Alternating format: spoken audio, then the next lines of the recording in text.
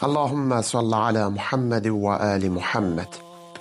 Bismillahirrahmanirrahim. Ve bihi nesta'in ve huve hayru nasirin ve mu'in. Selamun aleykum əziz dəyərli müminlər. Xoş gördük sizləri bu rəhmət ayında. Allah Teala bu ayda etdiyiniz ibadətləri, itaatləri sizlərdən ali dərəcədə qəbul eləsin. Bildiyimiz kiməclər Ramazan ayıdır və son günlərinə gəlib yetişmişik.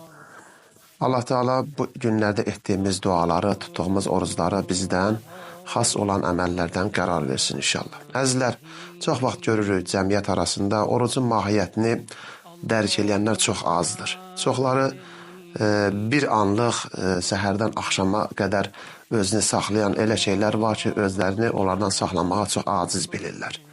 Orucluğa çox belə yüngül yanaşırlar. Amma oruc Allah yanında, Ramazan ayı Allah yanında ən uca və əzəmətli bir aydır. Amma əksəriyyət insanlar ki, onlar orucun mahiyyətini çox dərk eləmirlər, çox belə günah işlər görürlər ki, fəsad işlər görürlər ki, onların aqibətləri üçün yaxşı iş deyil. Əzizlər, bəzi hallarda bizim əməllərimiz ki, Allaha təhvil veriləndə bizim əməllərimiz, yaxşı əməllərimiz çox olmalıdır ki, nəinki xətalarımız və yaxud da səhvlərimiz, nisyanlarımız bu ayda çox yox, az olmalıdır ki, yaxşı əməllərimiz tərəzidə çox gəlsin. Allah Qur'an-ı Kərimdə ayədə buyurur ki, Qaf surəsinin 18-ci ayəsində buyurur ki, Bismillahirrahmanirrahim, Ma yəlfizun min qavlin illə lədəyhi raqibun atid.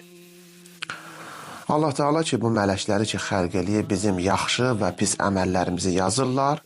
İnsanlar, əziz dəyərli möminlər, ana bacılarımız gərək bu ayda biz yaxşı sözlərə dilimizi öyrəşdirək.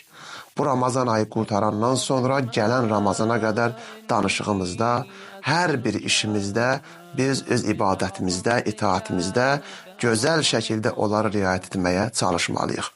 Necə ki, Allah Quranda buyurur ki, dediyi hər sözü yazmaq üçün. Hər nə ki, bizim ağzımızdan xarici olur, danışırıq. İnsanın yanında durub gözləyən iki mələk vardır ki, bizim yaxşılıqlarımızı və pisliklərimizi yazırlar. Amma bu ay elə bir əzəmətli aydır ki, əzizlər, çalışaq bu ayda yaxşılıqlarımızı çoxaldaq, ibadətlərimizi çoxaldaq, razı niyazlarımızı çoxaldaq. Digər aylarda o qədər günahlarımız olub, istiğfarlarla, tövbələrlə bu ayda bu işləri görməklə biz o birisi aylarda etdiyimiz günahları və onları bağışlatdırmaqla biz Allaha yaxınlaşarıq. Onlara buyurur ki, Ma yəlfizu min qavlin illə lədəyhi raqibun atid. Dediyi hər sözü yazmaq olsun insanın yanında durub gözləyən iki mələk, yəni rəqib və ətid mələkləri var ki, bizim əməllərimizi ki, göstərirlər ki, hansı əməlləri yaxşı eləmişik, hansı işləri pis eləmişik, dilimizlə hansı işləri yaxşı iqrar etmişik, nə günahlar etmişik, hamısı onlar bizim əməl dəftərimizə qeyd olunurlar. Necə ki, Peyğəmbər Əkrəm sallallahu aleyhi və aleyhi və səlləm buyurur ki, Mən kəsurə kəlamuhu, kəsurə xətauhu. Buyurdu ki, çox danışanın xətaları çox olar. O şəxsin ki, kəlamı çox olar, onun xətası da çox olar. Bəzi hallarda baxırıq ki, az danışan insanlar, onlar həmişə görsən qalib olurlar. Yəni, sükut edirlər, sükutu sevirlər ki, onlar çox danışmırlar, öz həyalarına, öz təqvalarına diqqət edirlər, onlar hər yerdə gəldi danışmazlar. Bir də görsən ki, bəzi insanlar var ki, böyük kiçiliyi gözləmirlər, böyük danışan ya da görsən özü də danışır, həm öz əxlaqını orada aşağı endirir və böyücün yanında da xəcalətli olaraq qalır. Amma biz həm cəmiyyətdə, həm insanlar arasında olsa, harada olsa, böyük kiçiliyi qorumalıyıq və harada danışmaq lazımdır, biz orada danışmalıyıq. Onlara bu ki, mən kəsurə kəlamuhu, kəsurə xətauhu. Çox danışanın xətaları da çox olar. Ona görə çalışmalıyıq ki, o yerdə ki, bizim kəlamımız fayda verməz, o yerdə ki, bizim danışığımız fayda verməz, biz gərək o yerdə danışmayaq, biz sükutu seçməliyik. Və mən kəsurə xətauhu, qəllə həyau. Həyası az olanın xətası çox olar. O ki, insanın ki, həyası az oldu, hər nə gəldi danışdı, onun xətaları çox olar. həm dünyəvi xətaları çox olar, həm də uqba xətaları çox olar. Gərək bu işlərdə biz çox diqqət eləyək. Və mən qəllə vərəhu matə qəlbu. Təqvası az olanın qəlbi ölər. Ki, Peyğəmbər buyurur ki, insan bu dünyadakı yaşayır, fani dünyada bizim təqvamız möhkəm olmalıdır.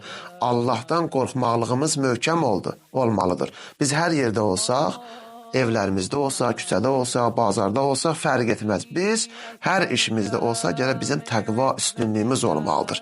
Buyurur ki, və mən qəllə vərəhu. Təqvası az olanın matə qəlbi. Qəlbi ölər. Qəlbi bu cür ölər ki, yəni heç nə onun üçün adi bir şey olub gedər. Və mən matə qəlbuhu dəxələnnar. Qəlbi ölən isə cəhənnəmlik olub dünyadan köçər. Odur ki, biz öz qəlbimizi gözəl sözlərlə, gözəl zikirlərlə zinətləndirir ki, Allah Teala Quranda buyurur ki, əla bi zikrillahi tətməinnul qulub. Qəlblər Allahın zikri ilə rahatlıq tapar. Biz çalışaq ki, Quran-ı Kərimi oxumaqla, gözəl tilavət etməklə, çoxlu münacatlarla, razı niyazlarla biz öz danışıqlarımızı gözəlləşdirək və Allahın kitabında qoyduğu Quran ayələrini oxumaqla öz dilimizi yaxşı sözlərə öyrəşdirməliyik. İmam Səccad əleyhissalam buyurur ki, 3 şey müminin nicatına səbəb olar. Ki, mümin əgər sizdə nicat tapsın, gərək bu 3 dənə əmələ çoxlu diqqət yetirsin. Biri budur ki, dilini cəmaatı incitməkdən və qeybətdən qorumaqdır. Ki, bu mələklər ki, Allah Teala biz üçün xəlq eləyib ki, bizim əməllərimizi yazırlar. Çalışaq cəmaatı öz dilimizlə incitməyək. O pis əməllərimizlə onları incitməyək və qeybətdən özümüzü qoruyaq. O qeybət ki, Peyğəmbər bu ki, əl-qeybətə əşəddun minəz-zina.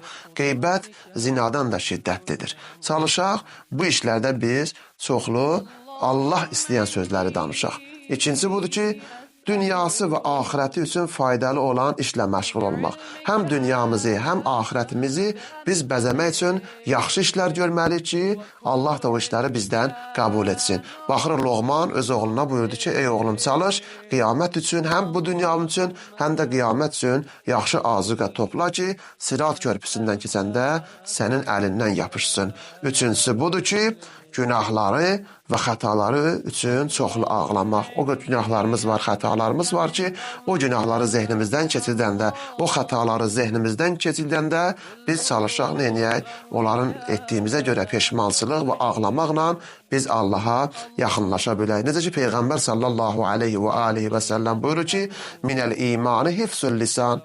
Dili qorumaq elə imanın bir hissəsi. Dili qorumaqla biz hər bir işimizi yaxşılığa doğru aparmış oluruq. Allahdan dua elək bizi dünya və axirətdə gözəl danışmağa, gözəl zikr etməyə bizi şövləndirsin, aqibətimizi gözəl olan bəndələrdən qərar versin və Mövlamız İmam Zaman Ağanın zuhurunu təcil qərar versin. Assalamu aleykum və rəhmətullah və barakatuh.